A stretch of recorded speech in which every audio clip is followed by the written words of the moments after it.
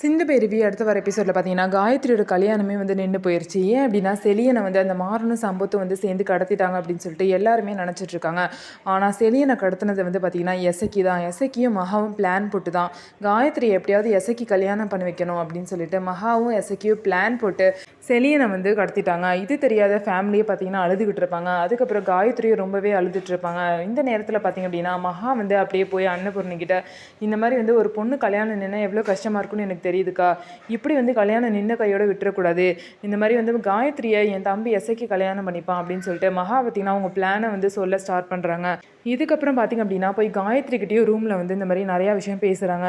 இந்த மாதிரி இந்த கல்யாணம் நின்றுச்சு அப்படின்னா கண்டிப்பாக அக்கா தாங்கவே மாட்டாங்க, அவங்க உயிரே விட்டுருவாங்க அப்படின்லாம் சொல்லிட்டு காயத்ரி கிட்ட சொல்கிறாங்க. இதனால காயத்ரியும் பார்த்திங்க அப்படின்னா மனசு மாதிரி நான் எசக்கியை கல்யாணம் பண்ணிக்கிறேன்னு சொல்லிட்டு அவங்களும் ஒத்துக்கிறாங்க.